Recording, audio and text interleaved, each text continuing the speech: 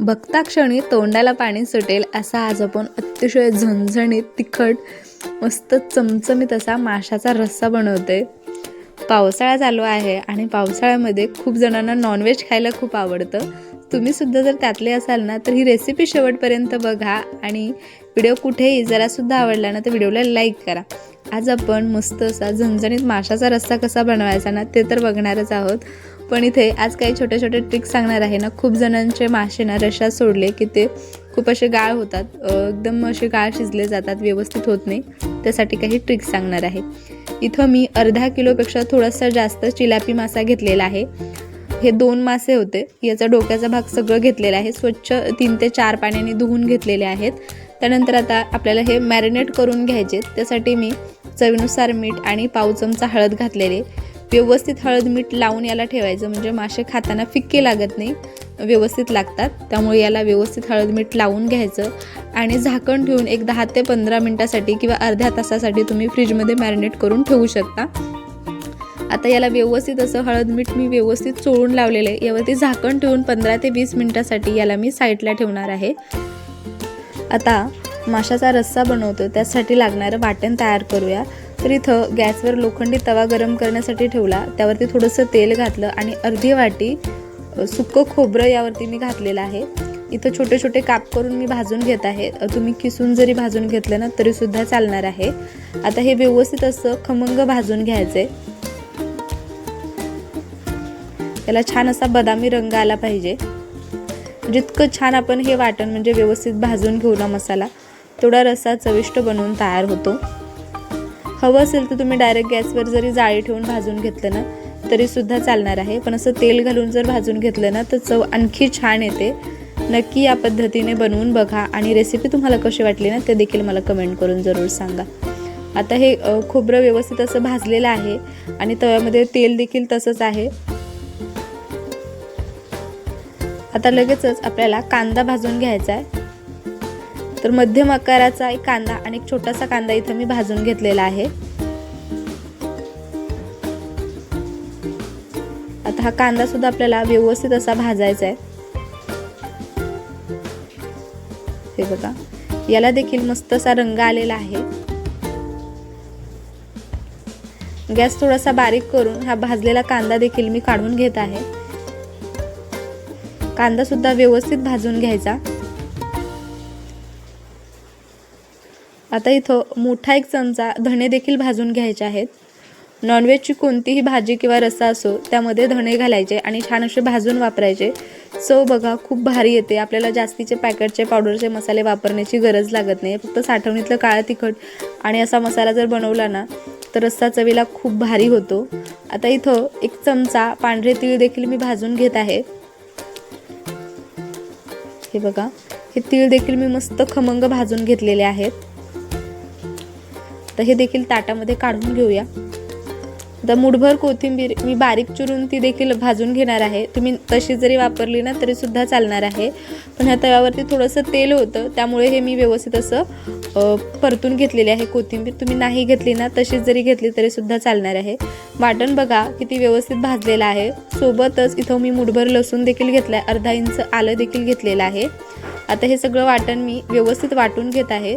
तर दुसऱ्या कढईमध्ये 2 चमचे तेल गरम करण्यासाठी टाकलं आणि यामध्ये ना आपण जे सुरुवातीला मासे मॅरिनेट करून ठेवले होते हळद मिठामध्ये, तिथं ना आपल्याला व्यवस्थित असे तळून घ्यायचे। तुम्ही नाही तळले ना तरी सुद्धा चालणार आहे, पण जर तळून घेतले ना तर रश्श्याची चवही वाढते आणि रश्श्यामध्ये ना मासे फारसे तुटत नाही आणि माशांमध्ये ना हलकासा स्मेल असतो तो देखील कमी होतो। त्यामुळे ना हलकेसे असे तळून घ्यायचे। आता इथं मी ज्या कढईमध्ये मला रस्सा बनवायचा आहे त्यामध्येच हे मी तळून घेत आहे। तुम्ही नॉनस्टिकच्या तव्यावर जरी तळून घेतले कमी तेलामध्ये तरी देखील चालणार आहे, किंवा थोडंसं आणखी जास्त तेल टाकून जरी तळून घेतले ना तरी सुद्धा चालणार आहे। अगदी तुम्ही तुमच्या पद्धतीने मासे फ्राय करून घेऊ शकता। तर इथं मी थोड्याशा तेलामध्येच हे फ्राय करून घेत आहे। तर याच पद्धतीने मी लगभग सगळे मासे फ्राय करून घेतले होते। सुरुवातीला 2-3 पीस टाकूनच फ्राय करायचे आणि त्यानंतर तुम्ही जास्त जरी सोडले ना तरी सुद्धा चालतं। सुरुवातीला काय होतं, तेल व्यवस्थित जर गरम नसलं ना तर ते चिटकतात। आता एक बॅच मी तळून घेतली। याच पद्धतीने उरलेले मासे देखील मी तळून घेत आहे। बरं मंडळी, तुम्ही जर आपल्या चॅनलवर आज पहिल्यांदा आला असेल, आणखी आपल्या चॅनलला सबस्क्राईब नसेल केलं तर जरूर सबस्क्राईब करा आणि साईडचं बेल आयकॉनसुद्धा प्रेस करा अशाच टेस्टी आणि सिंपल रेसिपी पाहण्यासाठी. बरं, तुम्हाला चिकन मटनच्या जर रेसिपी आवडत असेल तर त्या देखील आपल्या चॅनलवर आहेत. तुम्ही नसेल पाहिल्या तर एकदा जरूर बघून घ्या. आता हे देखील मासे मी व्यवस्थित असे तळून घेत आहे.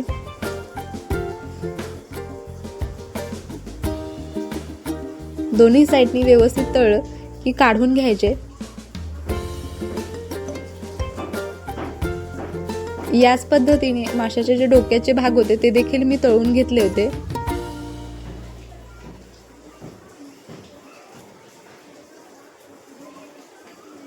आता याच तेलामध्ये एक मध्यम आकाराचा कांदा उभा पातळ चिरून घातलेला आहे.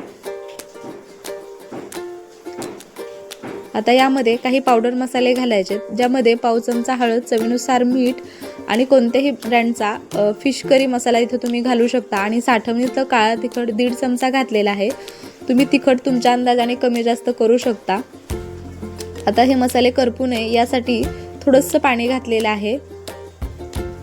आपल्याला धना पावडर किंवा गरम मसाला इतर मसाले घालण्याची गरज नाही, का तर धने आपण वाटणामध्ये मस्त भाजून घातलेले आहेत आणि गरम मसाला घालण्याची गरज नाही, का तर जे मी काळा तिखट जे बनवलेलं आहे त्यामध्ये ऑलरेडी सगळ्या प्रकारचे गरम मसाले आहेत, त्यामुळे इथं मी गरम मसाल्याचा वापर केला नाही. आता तयार केलेलं वाटण यामध्ये घालायचं आणि व्यवस्थित असं परतून घ्यायचं. जोपर्यंत याला छान असं तेल सुटत नाही तोपर्यंत परतून घ्यायचं. अधूनमधून यावरती झाकण ठेवायचं आणि तेल सुटेपर्यंत परतून घ्यायचं. एक 3 ते 4 मिनिटांमध्ये ना हा मसाला व्यवस्थित असा परतला जातो. हे बघा, याला मस्त असं तेल सुटलं होतं. थोडीशी कोथिंबीर घातली आणि व्यवस्थित असं याला ना मिक्स करून घेतलेलं आहे. साईडच्या टोपामध्ये ना 1.5 ग्लास पाणी गरम करण्यासाठी ठेवलं होतं. आता हे गरम पाणी यामध्ये घालायचं. गरम पाणी घाला किंवा थोडंसं कोमट पाणी जरी करून घातलं ना तरी सुद्धा चालणार आहे, पण एकदम असं थंड पाणी घालू नका. काय होतं ना, थंड पाणी जर घातलं ना तर त्याची जी चव आहे ना रश्श्याची ती बिघडते. त्यामुळे काय करायचं ना, थोडंसं कोमट पाणी करून यामध्ये घालायचं. किंवा आपण ज्यावेळेस मसाला भाजण्यासाठी म्हणजे परतण्यासाठी ताट ठेवतो ना, त्या ताटामध्ये जरी पाणी घालून जरी तुम्ही ठेवलं आणि थोडंसं पाणी घातलं ना यामध्ये तरी सुद्धा चालणार आहे. रश्श्याला एकदा व्यवस्थित मी हलवून घेतलं. थोडंसं मीठ मला कमी वाटलं म्हणून मी मीठ यामध्ये घातलेलं आहे. हलवून घ्यायचं. छान उकळी फुटली की जे मासे आपण फ्राय करून ठेवले होते ते मासे यामध्ये घालायचे. हे बघा, सगळे माशाचे पीस एक एक करून मी सोडले. सुरुवातीला याला 2 मिनिटासाठी मोठ्या गॅसवर उकळून घेतलं आणि त्यानंतर गॅस लहान करून पुढचे 5 ते 6 मिनिटासाठी हा रस्सा मी माशांसोबत मस्त उकळून घेतला. म्हणजे काय होतं ना, या माशाची जी चव आहे ती रश्श्यामध्ये उतरते आणि रस्सा देखील या माशांमध्ये छान उतरतो. त्यामुळे काय होतं ना, रस्सा आणि मासे खायला दोन्हीही चविष्ट लागतात. नक्की एकदा या पद्धतीने फिश करी किंवा माशाचा रस्सा बनवून बघा, तुम्हाला खूप जास्त आवडेल. बरं मंडळी, ही रेसिपी जर तुम्हाला कुठेही आवडली असेल तर व्हिडिओला जरूर लाईक करा. आणि ही रेसिपी जर तुम्ही फेसबुकवर पाहत असाल, आणखी आपल्या पेजला फॉलो नसेल केलं तर जरूर फॉलो करा आणि कमेंट करून जरूर सांगा की हा माशाचा रस्सा तुम्हाला कसा वाटला. तर झणझणीत माशाचा रस्सा खाण्यासाठी तयार आहे. मस्त गरमागरम बाजरीची भाकरी आणि मस्त कुरकुरीत फ्राय केलेली मच्छी आणि त्यासोबत हा झणझणीत रस्सा खूप भारी कॉम्बिनेशन आहे. जरूर ट्राय करा. Bye bye.